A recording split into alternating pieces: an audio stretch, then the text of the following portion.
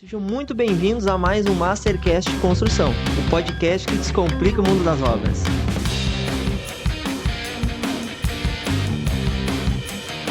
E hoje estamos aqui na primeira temporada especial, diretamente do 30º CBank em Porto Alegre. Profissionais que trabalham, com o sistema, e aí incluo engenheiros, arquitetos. Tudo são fases, tudo são processos, tudo são etapas. Desde inteligência artificial, de patologia. Porque a engenharia civil é muito ampla, né? Fui conhecendo várias pesquisas nesse último ano e... A galera jovem não quer mais entrar na área da construção civil. Então, pessoal, vamos aí. Fala, pessoal, sejam muito bem-vindos a mais um Mastercast Construção, o podcast que descomplica o mundo das obras. Muito prazer, eu sou o Felipe Nunes. Nós estamos aqui na nossa temporada especial de podcast, diretamente do 30º CBank, aqui em Porto Alegre. E agora eu recebo dois grandes nomes da engenharia. Cláudio Barbosa, engenheiro civil e professor da Escola Politécnica da USP, e Pedro Teixeira, engenheiro civil também e professor da Escola Politécnica da USP. Sejam muito bem-vindos aí, pessoal. Obrigado aí por aceitar o nosso convite, vim aqui poder levar um pouquinho desse amplo conhecimento que vocês trazem de dentro da engenharia para os nossos engenheiros aí de casa. Obrigado. Satisfação estar aqui. E os dois, nós estávamos brincando aqui, a gente falou de vários assuntos, várias coisas, mas me contem um pouquinho aí, me conta um pouquinho, Pedro, da tua história aí, para a gente poder animar essa garotada aí, esses novos engenheiros aí que estão entrando aí, né? Conta um pouquinho dessa história, da tua história da engenharia para nós. Bom, eu sou formado em engenharia civil, me formei em 1991, estou fazendo 34 anos completei 34 anos de formado agora, formado em engenharia civil na Universidade Federal do Piauí. Em 92 eu fui para São Carlos, fiz pós-graduação lá, mestrado e doutorado, na área de engenharia de estruturas. E desde então atuo na área de estruturas, né? E, em geral, mais com obras de infraestrutura, né? Fiquei por 15 anos como professor na Federal do Piauí e já estou há 15 anos como professor na Escola Politécnica na USP, em São Paulo, professor do Departamento de Engenharia de Estruturas e Geotécnica.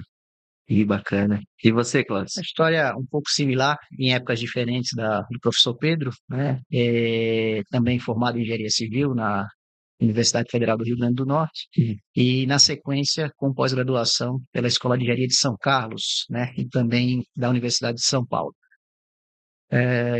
Já há 15 anos atuando no mercado, né? Com projetos também mais voltados para a área de infraestrutura, e também há 10 anos lecionando na Escola Politécnica, junto ao Departamento de Engenharia de Estruturas e Geotécnica, contribuindo aí com o ensino e a difusão da graduação. E a gente estava conversando aqui, ambos ensinam uma metodologia muito parecida, e a gente bate um pouquinho na questão das ferrovias, né? Então eu acho algo que a gente veio falar muito pouco dentro da engenharia civil como um todo, né? Tocar um pouquinho nas ferrovias, que é um transporte tão importante, e a gente tem tão pouco desenvolvimento ainda aqui no Brasil, né? Conta para mim, Cláudio, é uma do teu assunto, das tuas palestras, né? Manutenção de obras ferroviárias, né? Poder abrir um pouquinho sobre esse assunto. Isso, eu coincidentemente comentei agora há pouco, né, na palestra, que a ferrovia, né, é amplamente utilizada aí nesse mundo todo, e já há alguns séculos, né, faz parte aí de um modal importante de transportes, naturalmente evoluindo ao longo do tempo, né? E aqui, né, no nosso país, infelizmente, com as crises, né, e recessões econômicas, principalmente na década de 1980, 1990, nós tivemos uma ausência significativa de investimentos nas obras de infraestrutura, não apenas de ferrovia, né, mas até pensando na parte de barragens, né, foram obras aí que ficaram escassas, né, principalmente nesse período, né, sendo retomadas com mais ênfase nos últimos 10, 20 anos, principalmente. Então, atualmente, a gente vive aí uma época de expansão, falando da parte ferroviária. Tivemos, naturalmente, também um pouco de dificuldade em relação aos profissionais especialistas nessa área, como você mesmo disse, é algo muito específico. E o que aconteceu nesse intervalo, né? Com a escassez de obras, com a escassez de projetos, o pessoal mais sênior, né, os profissionais mais sêniores foram saindo do mercado e sem uma, digamos assim, uma transição de Uma conhecimento de transição. tecnologia, né, para os engenheiros mais novos. Mas, enfim, entendo que é um momento oportuno e que já há alguns anos a gente vem mudando um pouco esse cenário, né? O professor Pedro, na sua palestra também falou de obra de arte com ferrovia, né? Uma ponte rodoferroviária, e um ponto que chamou a atenção foi a época, né, em que essa obra foi construída, né? Então, uma obra secular, digamos assim, podemos dizer, o que mostra aí realmente, né, o papel importante e histórico das ferrovias, que há muito a gente já usa como meio de transporte. E Pedro, me diz assim, ó, eu sei que são obras foram feitas há bastante tempo, mas será que o fato do desafio de ter que passar com ferrovias por partes, por exemplo, a ferrovia ela sempre tenta desviar a civilização para não gerar impacto, tenta ser mais afastada.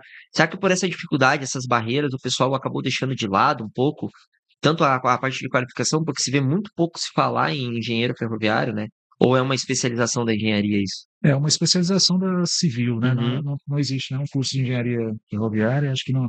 Mas eu acho que houve realmente falta de investimento nessa área, uhum. e aí, consequentemente, não tinha como absorver funcionários, né? Sim. E aí, absorver de nenhum, não só da engenharia, mas também os operários, tudo isso, né? E aí, isso foi mais causa do que consequência dessa lacuna que criou aí na formação de novos profissionais, né? Porque é muito importante na engenharia a transição, né? Eu tenho tanto, sei lá, 30 anos formado, é bom que eu esteja trabalhando com engenheiros que têm 5, 10 anos, um pouco menos até, porque ele vai aprendendo, daqui a pouco eu estou saindo e, né, a gente faz essa transição adequada. Sim. Mas na área de engenharia ferroviária houve essa lacuna, então alguns cursos provavelmente nem vejam muito assunto disso, aí vai dificultando mais retomar, né? E aí vai se tornando cada vez mais escasso, né? Por isso que às vezes daqui a pouco deixa de se fazer um projeto, porque é muito difícil reunir todos os profissionais que atendem aquelas competências técnicas, Teria né? que importar, né? No Isso. caso, fica mais complicado. E aí já vai gerando, quanto mais obstáculos a gente tem, mais barreiras, a tendência dos projetos é não seguirem à frente, né? Eu vejo que isso é uma das coisas que fora do Brasil, as ferrovias, elas são cada vez mais modernas, né? Com mais tecnologias, né? Vocês enxergam que essas ferrovias elas tendem a vir para o Brasil nos próximos anos? Eu acredito que deva mudar, né, Cláudio? Acho que está mudando um pouco isso, né? Sim, sim, a própria necessidade de crescimento, né? A gente não consegue, contribuir com o crescimento do país sem infraestrutura, Uhum. né? E tanto a questão da ferrovia quanto a questão da barragem, da geração de energia, né?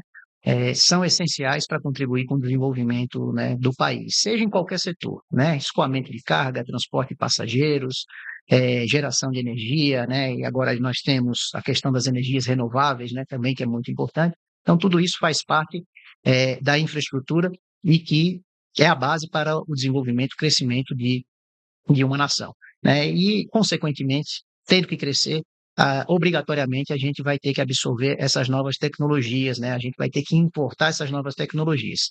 Mas eu acho que um ponto de destaque aqui, né, Pedro, é que nós temos, né, não só um histórico, né, de grandes profissionais na engenharia, falando especificamente aqui da nossa área na engenharia civil, e nós temos, em muitas áreas, a vanguarda no desenvolvimento de novas tecnologias. Obviamente que as tecnologias novas, as tecnologias boas, são muito bem-vindas, mas eu acho que é um momento também da gente desenvolver novas tecnologias, né? Da gente contribuir para esse desenvolvimento tecnológico, e isso nós temos. Nós temos material, nós temos mão de obra para que possamos contribuir também mundialmente, como em muitos aspectos a gente já contribui na área da engenharia civil. É uma área que a gente com certeza aí vai estar aproveitando o momento, não só para desenvolver internamente, mas também para intercambiar e exportar essas novas tecnologias.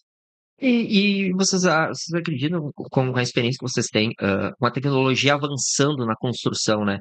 Porque as ferrovias que nós temos são da década de 90, a grande maioria no Brasil. Bom, essa obra que eu abordei é, como eu falei, da década de 1930, né? 1930 a ferrovia, 1930, né? Com a a ponte. bitola métrica, inclusive, né? Que utiliza. é, Mas, assim, continua lá sendo usada. Agora, sem sombra de dúvida, precisa. Isso indica a necessidade que a gente tem de ter essa renovação, né? Como foi muito bem projetada, muito bem construída, ela até hoje está sendo funcional, mas não consegue atender a demanda de forma adequada, né? Nessa ponte específica lá que eu fiz a palestra apresentando, a gente fez um estudo de caso mostrando o projeto original, as reformas que foram feitas, porque ela é uma obra tombada também, né? Porque é 1930, né? Tem um valor histórico também. Nessa obra específica, hoje eles estão colocando trânsito rodoferroviário, e isso dificulta muito a logística, né? Então, assim, porque isso tem uma demanda reprimida muito forte, né? Precisava ter mais outra obra do lado, uma renovação dela, né?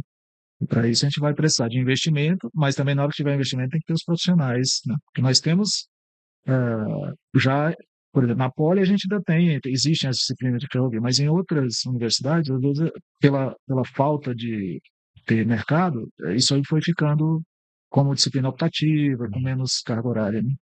E lá onde vocês ministram também na Politécnica lá a especialização nessa parte de ferrovia. Não necessariamente, Aham. né? Vou falar um pouquinho aqui. Nós temos uma disciplina, tá? Nós temos 4 departamentos, né? Engenharia de Estruturas e Geotécnica, Departamento de Construção Civil, Departamento de Hidráulica e Uhum. temos o Departamento de Transportes, né? Ah, Então, legal. a disciplina de ferrovia, ela acaba sendo, em alguns aspectos, uma disciplina multidisciplinar, né? Ela se Ela é encaixa muito dentro. horizontal. Então, Isso. para o projeto e para o ensino, né, de ferrovia, nós temos diversos aspectos aí que tem que ser abordados, Uhum. né? Então, o estudo da demanda, né, é muito relacionado com o departamento dos transportes, né? A plataforma da ferrovia está muito relacionado com a geotecnia, né? Ah, Mas o sim. dimensionamento de um dormente, né, está mais relacionado com a engenharia de estruturas, né? Então, dentro de uma grade curricular, tá? Nós temos a contribuição de diversas especialidades para ministrar essas disciplinas, como o Pedro falou, uma disciplina optativa, não é? A gente trabalha, não necessariamente diretamente, mas indiretamente, né, as contribuições teóricas a gente consegue passar para os alunos da graduação. Porque o que acontece é o seguinte, o Cláudio falou sobre ferrovias, eu falei sobre obra de arte, né? Que Uhum. obra de arte é o termo que a gente usa para designar as pontes, os viadutos, as galerias especiais que tem nas estradas, né? Nas vias de comunicação em geral. E essas duas obras, elas são multidisciplinares, tem todas as disciplinas. Por razões históricas, a disciplina específica que trata de pontes fica num departamento, a disciplina que trata de ferrovia fica em outra, é organizado dessa forma, né? E a nossa especialidade mesmo é em estruturas, tá? E aí, por questões aí que às vezes vão se conduzindo durante a nossa vida profissional, eu acabei trabalhando mais com estruturas aplicadas à obra de infraestrutura, né? Mas quando eu vou trabalhar, se eu vou atuar, né, em algum projeto, alguma obra de uma ponte, não atuo sozinho, não tem um especialista em pontes, isso que eu estou dizendo. Sim. Porque vai ter a estrutura da ponte, mas tem que fazer o estudo hidráulico, hidrológico, que aí já é outro departamento. Esses estudos que o Cláudio estava falando já são de outro departamento, e assim vai. É muito importante, né, de poder somar todo esse conteúdo. E a gente sempre traz um pouquinho, né, um pouquinho de conhecimento, poder divulgar para o pessoal. A gente tá fazendo uns episódios mais curtos e aí vai disseminando e vai plantando uma formiguinha lá no pessoal que está do outro lado da telinha, os nossos novos engenheiros, que também é mais uma das áreas que a gente falou da engenharia, entre N áreas que a gente falou, que também é essa parte das ferrovias aí. A gente vai deixar os contatos de vocês aí, pessoal que quiser ir atrás lá, o pessoal que é de São Paulo lá, que é da USP lá, que quer conhecer, que quer se especializar, né? Os dois professores aí, duas lendas aí, dois com muita experiência, né? Ambos com uma carreira aí fantástica para poder ajudar vocês aí. Quero te agradecer, Cláudio, quero te agradecer, Pedro, também, ambos, por terem saído da palestra um pouquinho, poder vir aqui jogar esse pouquinho desse bate-papo curtinho aí com o pessoal, mas também poder plantar essa formiguinha aí nesses nossos novos engenheiros que estão aí, já os que estão formados e os que estão vindo para o mercado. Muito obrigado. A gente agradece. E parabéns pela sua iniciativa aí Obrigado. e pela sua história. Você trabalhou com construção, né? E hoje, depois, resolveu criar esse podcast, e acho que a intenção é muito, muito nobre, certamente vai dar bons resultados. Contribui com a educação, né? A gente trabalha Com certeza. com a educação, sabe o quanto que é importante a gente ter as pessoas bem informadas. Levar a voz da boa engenharia para o público do outro lado da telinha. Exatamente. Principalmente despertar o interesse aí dos jovens, né, Isso. para a engenharia e para as possibilidades que a engenharia traz, principalmente o retorno para a sociedade. Isso que é verdade. importante. Então tá. Muito obrigado. Ótimo. Obrigado a você.